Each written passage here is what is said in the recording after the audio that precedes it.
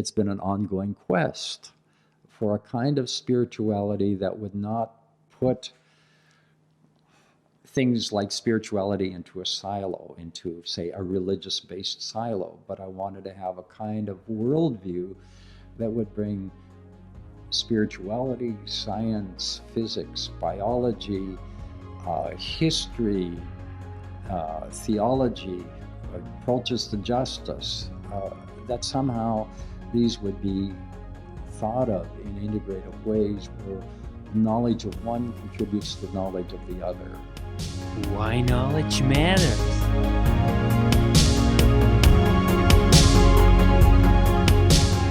Emeritus Professor Vern Neufeld Redekop, welcome.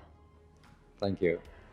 It's such a pleasure, Vern, to finally meet you in person. You have been so tremendously influential, in my life. It's always, when I think about you, I think about peace. I think about someone who truly has a lasting impact on people. And I think this is so profound on you. You really, truly walk the talk. And this is one thing, I think, why we struggle so much, because there are too few who do this actually, because it's very hard.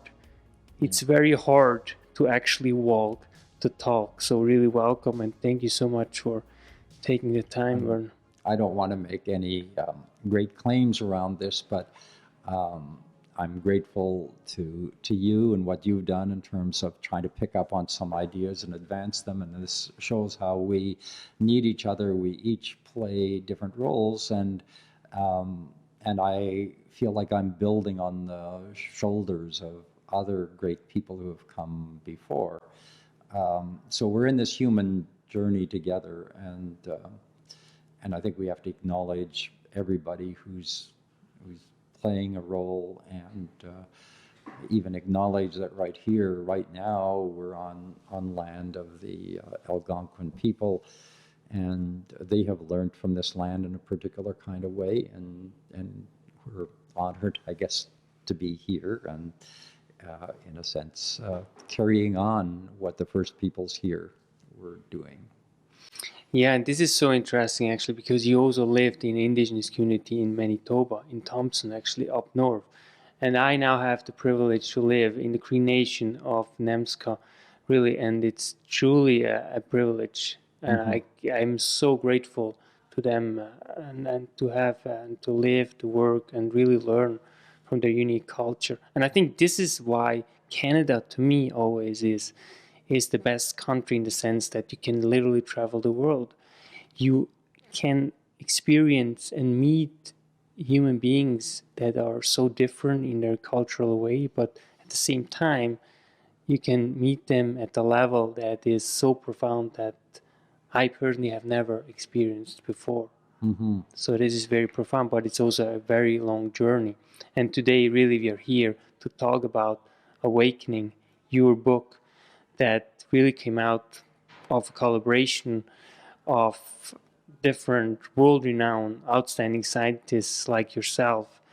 And I want to know first, what really initiated this project to write Awakening in the first place? Well, as it came through,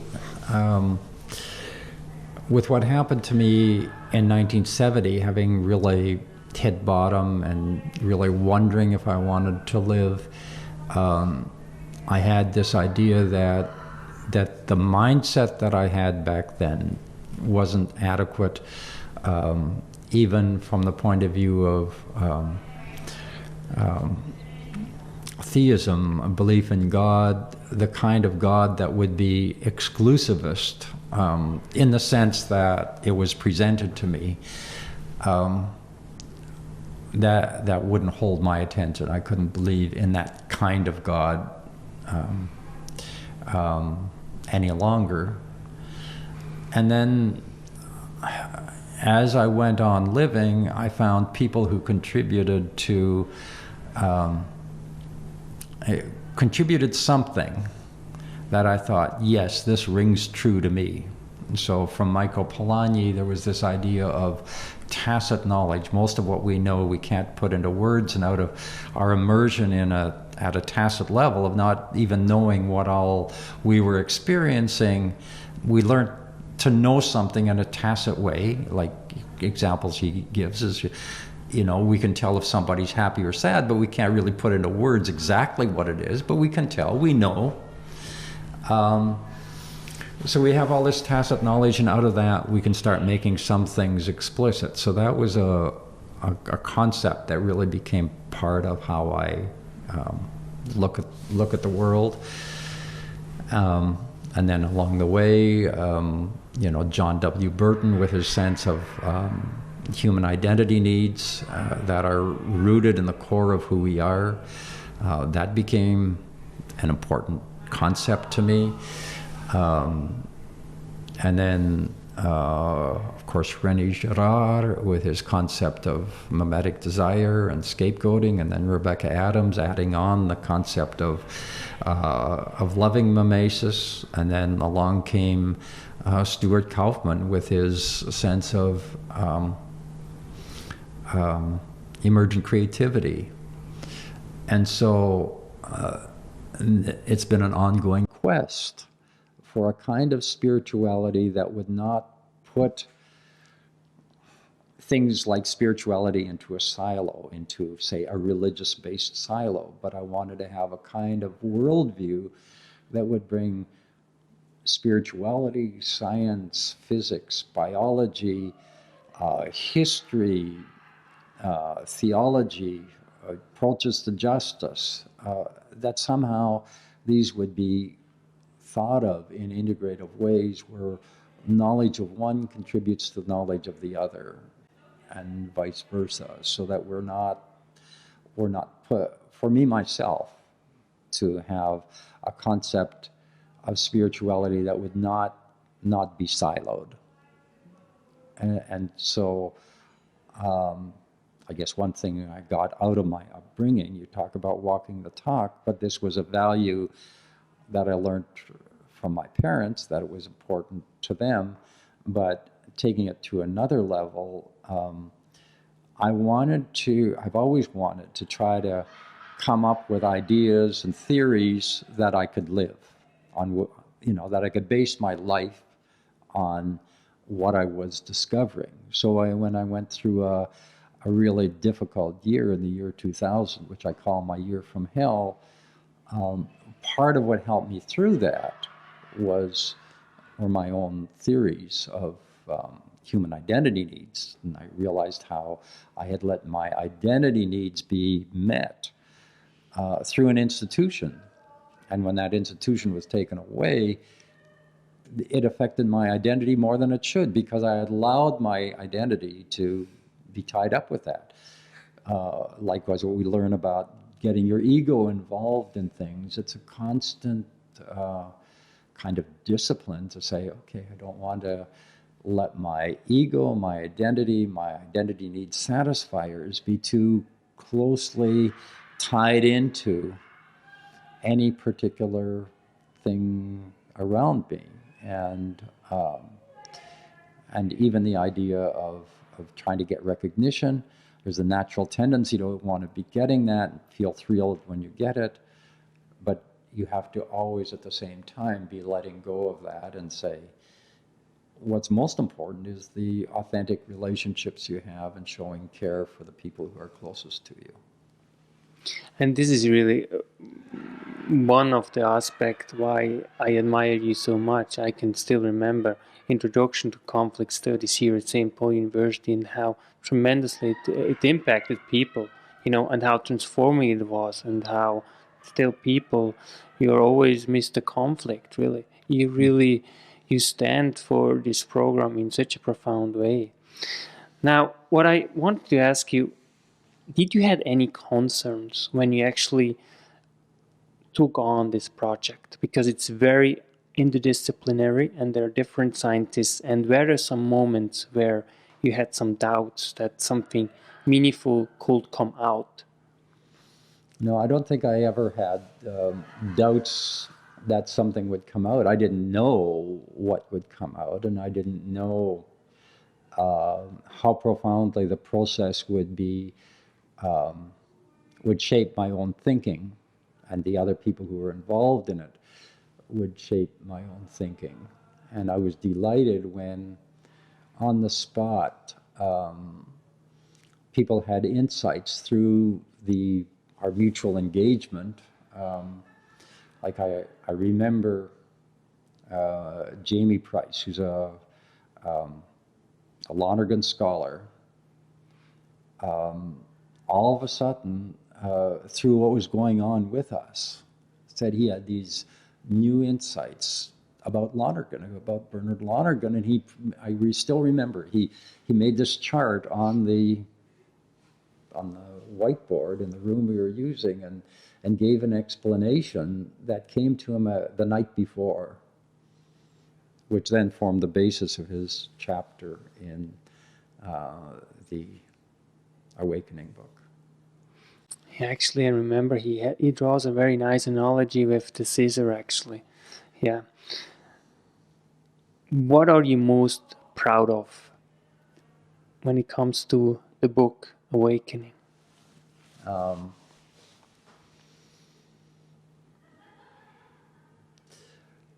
I think I'm most proud of being a vessel for interconnectedness,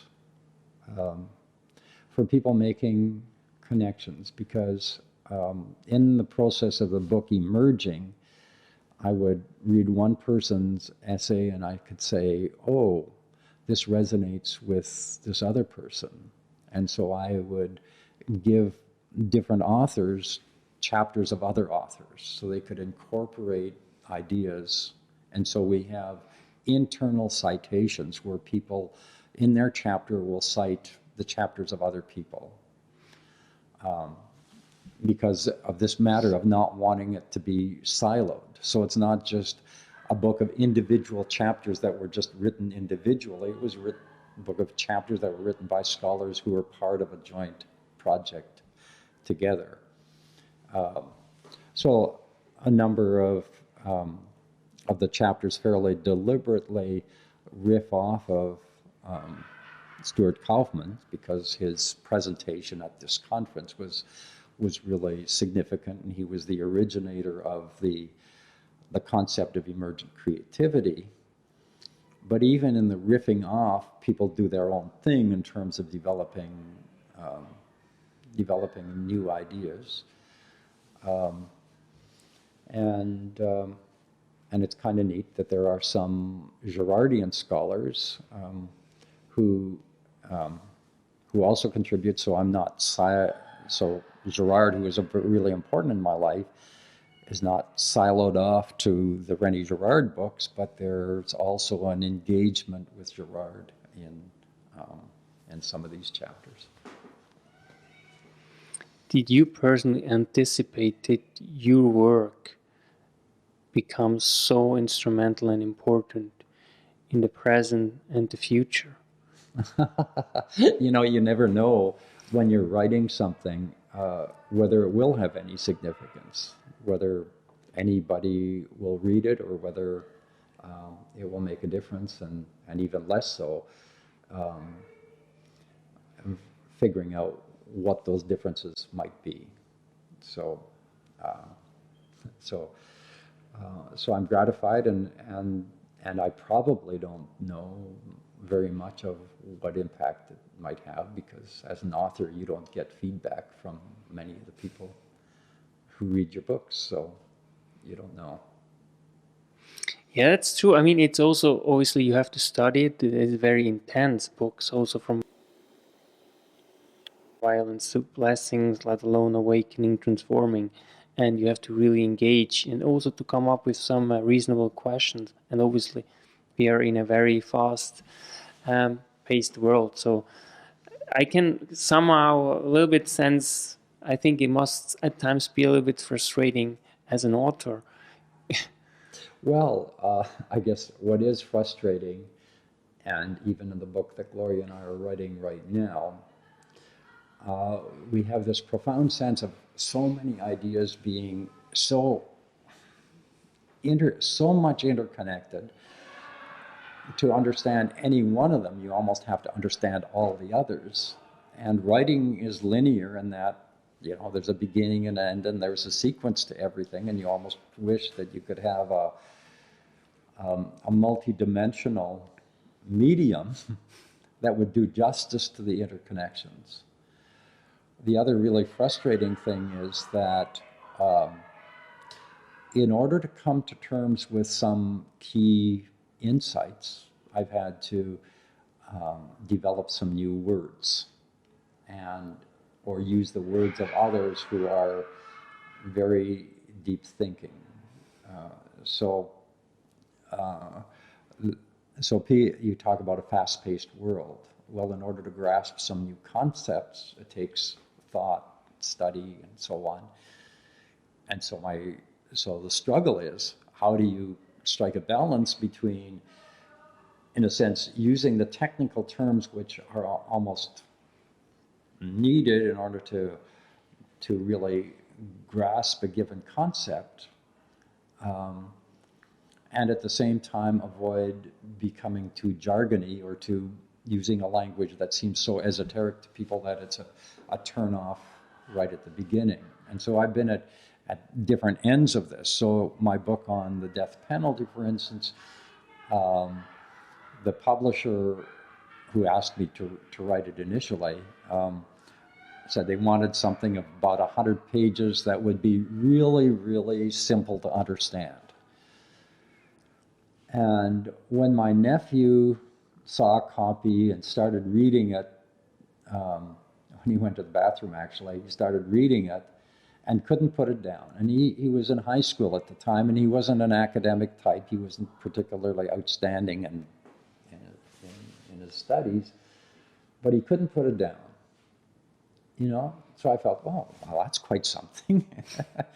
But the downside is that I had spent hundreds of hours in translating things from Hebrew to English, and I had worked out my understandings at a very deep level, and I couldn't give the argumentation. And so one of the reviews of it was, well, you know, here's somebody saying some things, but we really don't see the argument. So the downside of something really easy to understand is that you don't really develop the arguments completely. So when it came to Violence to Blessing, the publisher said, oh, you can take as many pages as you like to explain everything. And I figured, wow, this is great. And I took full advantage of it. It's a substantial book. And so when you talk about people getting it, I remember one person said that he read the first 100 pages of From Violence to Blessing 3 times. Then he really got it, and then he could easily proceed, and things fell into place. I guess my overall approach to that has been, if I can initially write something that has the full argument and has the philosophical depth, then later I can perhaps present things in a more popular way, but people always have something to go back to if they want to say, where did this all come from? You also say in the book, you can't predict life. And the same applies when it comes to reconciliation. In other words, today we are somehow able to create things, cell-like things in a laboratory. But again, reconciliation when it comes to humans connection is a whole other level. Dive a little bit deeper in what this entails, reconciliation, in Canada specifically. Yeah, and here is there are these paradoxes. On the one hand, we can list a lot of things that can really contribute to reconciliation, and can enhance it, can make it more likely, if you like, but it can't be forced. And on the other hand, there are things that happen that couldn't be predicted, that all of a sudden, start to lift the veil. One little example, when I was in Montreal at the Maison de l'Amitié, picture this, I was young, I was 27 when I went there, and I was told, here's a lifer from a penitentiary who can get day parole on condition that I take him on as a volunteer. And this guy's name was Wilf Lafferty. So he was very hardened. He had committed a minor offense as a teenager in the 1940s, and they said, you go fight in the Second World War and we'll erase your record. So he signed up and fought in the Italy campaign. And when he came back, he wanted to get a job dismantling guns because he had been a gunner and he knew guns. And they said, we can't give you this job because you have a criminal record. His sense of disillusionment after fighting for years, it was just profound. So he got into a life of crime. And what Canadian society had to pay for him being a criminal, is enormous, just because they didn't live up to their promise to him. So I spent many, many hours listening to him and getting into his story. And, given my background as a peace-oriented person, people would be surprised that I really have the feeling of what it's being like in a turret of a tank, and turning the gun around and seeing at a particular moment that there's your target right in view, and stamping your foot on the device that triggers the cannon. Okay, so here's Wilf, who killed his best friend when he was drunk, and it was against his parole to be drinking. And his nervous system was kind of fragile. And so here's an instance where he hadn't been drinking.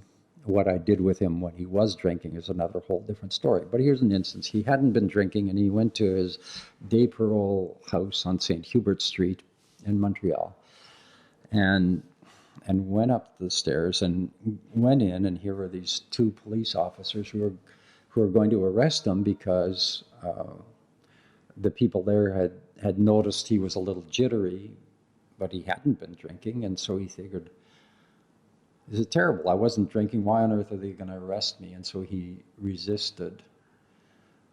And so he and the older policeman got into a physical tuffle, and I think they even rolled down the stairs in the front of the building. But they were really, the police wanted to put shackles and cuffs on him. And at a certain instant, Wilf looked into the face of this older police officer, and at that instant, as they looked into each other's face, they established a human connection.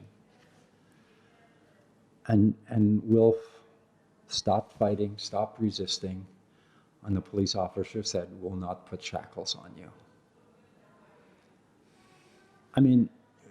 That's something that's totally unpredictable, but it's almost like a metaphor for this unpredictable kind of human connection that can happen in a way that can't be predicted.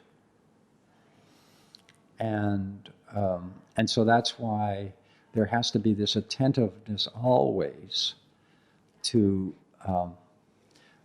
anything positive that might emerge, that can be the starting point to build on, because then other things can follow from that. There can be a déroulement of new things. And then if you put that together with what Naresh Singh talks about in the Transforming book of, in a complex situation, you have a developmental evaluator who is always attentive to what new things are happening that couldn't be predicted, so that you can move quickly then to build on those new things that show promise. We can actually be institutionalized and attentiveness to that by having people in place who are looking for what might be new that could be and might be that you couldn't predict, that you can then build on when they happen. So criticality is basically the best condition where emergent creativity can emerge, and really for that matter, life. To you, could the protests that happen in Ottawa be such a moment where criticality, if addressed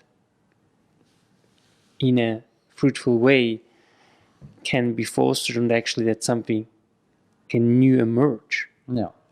Well, yeah. In retrospect, I can see now that the Strategic Leaders Seminar that we organized, that led to the Beyond Control book, but brought together protesters, police, but also journalists as being part of the bystander group, and people who were associated with the target.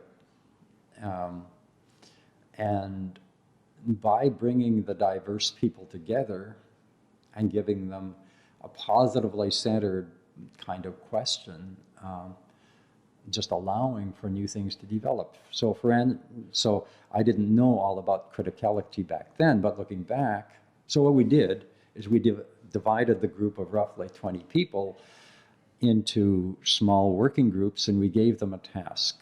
And we said, here's the scenario. And it was a protest situation where the protesters clearly had a legitimate thing to protest. And so we said, try to imagine a scenario where you can avoid the use of less than lethal weapons. That is pepper spray and water cannons and so on. But you can handle it without that. And so come up with scenarios how this could work. And one of the things that was so creative that I would have never imagined myself is that one group said, well, the night before the protest, the police host a reception for the protesters, and they use their shields to serve hors d'oeuvres. You know, fantastic. But just imagine the effect of that. Yeah. Going into a protest situation, you know. So there are ways in which you do the best preparation that you possibly can. You try to attend to things that you know could make a difference. But there's this paradox of already not yet. You've already done everything that you can, but you don't yet know what's going to happen, nor do you know what's going to work. And sometimes it's the thing that you think is least important that ends up catching hold, you know. So, were you personally positive, surprised about how the Ottawa police in general handled the protests here in Ottawa recently? Okay, well, I think that what happened is that emergent creativity, if you think, but there can be the emergence of things that we usually think of. These are creative and helpful in a positive way. But there's also the emergence of something brand new that couldn't be predicted, that is more on the side of violence. And so the most extreme example is 9/11, were aircraft, which are thought of positively, commercial aircraft used to help people go from one part of the world to another and make connections, and it's part of the interconnectedness of the world that we have this international travel. But airplanes were weaponized and turned into these huge bombs that went into the World Trade Center towers in New York. So there was this emergence of airplanes as being weapons. And similarly, in the protest in Ottawa, we had trucks, which are normally used positively to bring commerce from one part to the other, that were in a sense weaponized and almost used as a means of extortion for the against the government. And so in the weaponizing of trucks, the horns are at a decibel level that is enough to cause permanent damage. And the horns are meant to warn people. And so they're, really high volume, but they're meant to be there for only a couple seconds, and they won't do any damage if you just hear it for a second or two. But you had them continuously blaring, which was a way of really harming the people who live downtown here. And so with trucks not having been weaponized before, there's no way that the Ottawa police could have been prepared for the kinds of damage that was done locally to the residents through the horns, but also accosting anybody who was wearing a mask. Businesses had to be shut down and so on. And the other thing about trucks is that they have these big storage compartments. So you had people bringing huge amounts of food and water and barbecues and all sorts of other things that facilitated an encampment. And they started to trivialize Parliament Hill, making and closing down the commerce, affecting a lot of people in really negative ways.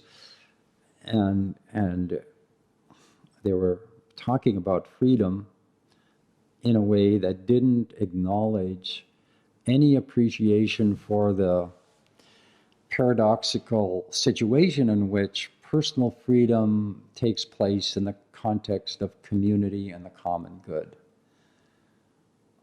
They didn't recognize that mandates for vaccinations and things were there for the common good.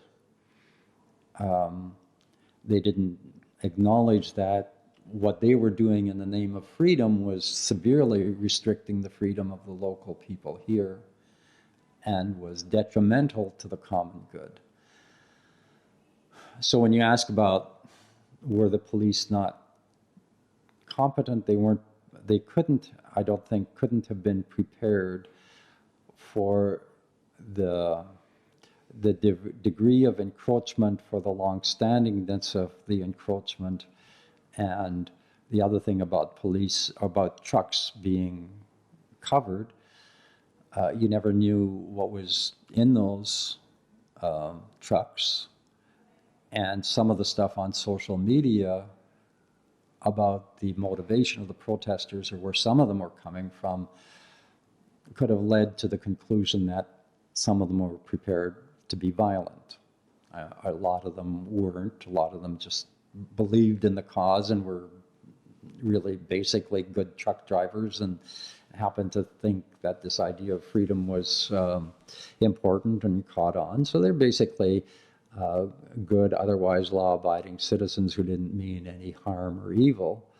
But for the police, not knowing whether there might be weapons and wanting at all costs to avoid a violent encounter, from the point of view of avoiding a violent encounter, they did superbly. You have to ask, on what axis are you evaluating them? From the point of view of being able to contain and prevent a major disruption to downtown Ottawa, they didn't do that. The major disruption happened, but they did avoid a violent encounter, and a lot of the police liaison played a very constructive role. They had good conversations with the truckers and everything, and from the point of view of containing the violence, they did really well.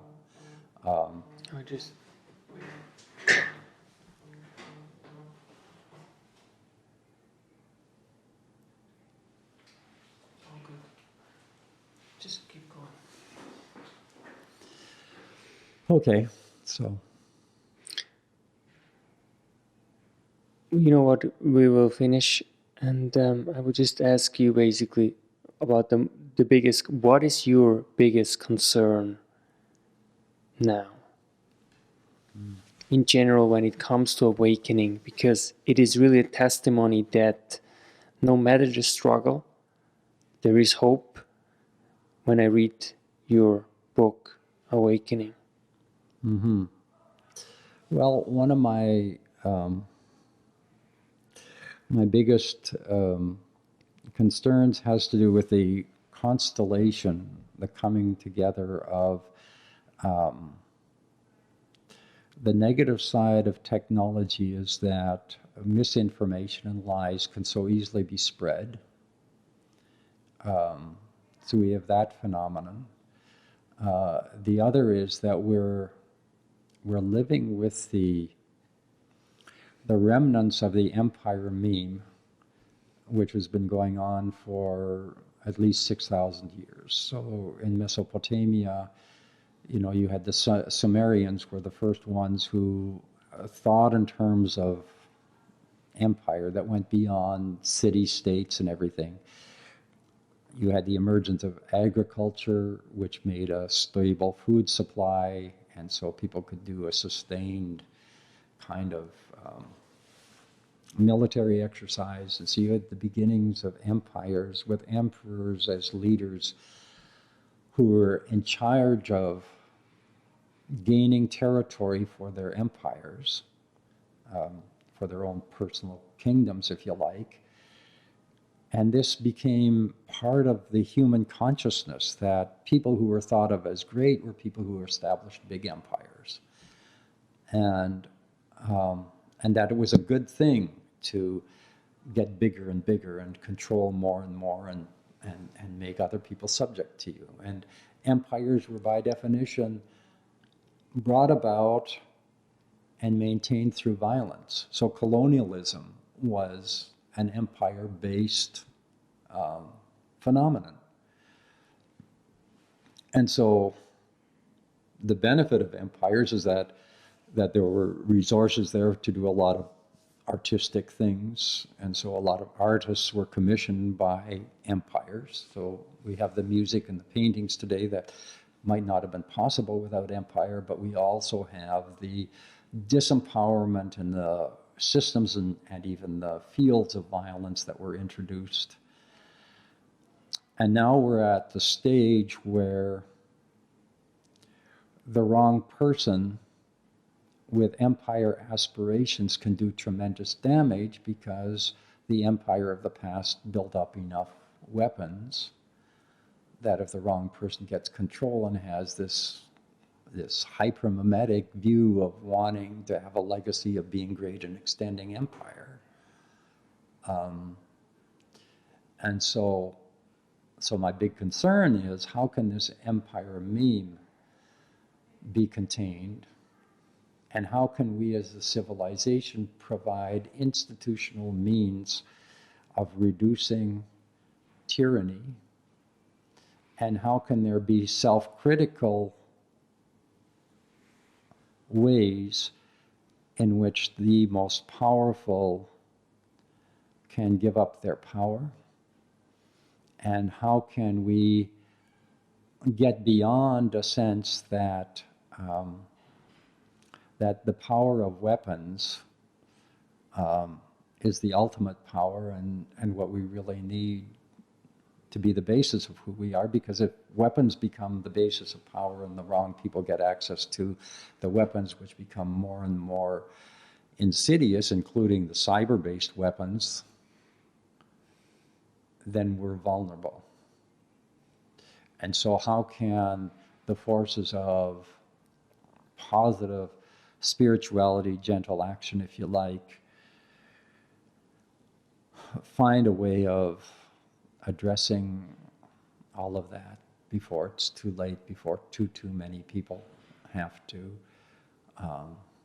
suffer terrible violence, either because of what's happening to the environment, because this is all tied to what's going on to the environment. The kingdom building, the empire meme is contributing to the material growth of so many things that are harmful to the planet. So these are concerns. And so out of all of that, here's the hope that something that I can't imagine right now will contribute to a new kind of consciousness, which will lead to the emergence of new forms of us organizing and ourselves as human beings. We have the splendid richness of cultures, which to me is a real resource, just like the diversity of species are a real resource. The downside of specific cultures that then get tied to exclusive ideas of belonging and ethnicity and so on, that then become exclusive or become so rigid that people who don't fit nicely into it don't have a place. You have the paradox. We want the richness of cultures, but at the same time, we want to have an inclusive environment where people's identity tents get bigger and bigger and bigger so that they include other human beings who come from different backgrounds, you know, within their sense of who's within my identity tent and who do I care about. You know, we need these to get bigger, and there's some instances where people have to first enter into the assurance that their own ethnocultural construct is not threatened at being wiped out from the outside, to give them the confidence to say, okay, we'll take who we are and expand that to include and care for others. So, last question. You can choose just one thing. What makes you most hopeful for the future? I mean, the first thought that comes to mind is children, because children have this great curiosity and capacity for transcending difficulties. They have great imagination, and they will be the future. So, and they have no pretentiousness. I mean, they don't make a big difference over. They see a human being in front of them, and that human being could be very important by the standards of empire, or insignificant from the standards of empire. You know, a president or a custodian doesn't really matter to a child. That's the person who's in front of them, and they can relate to that person as a human being.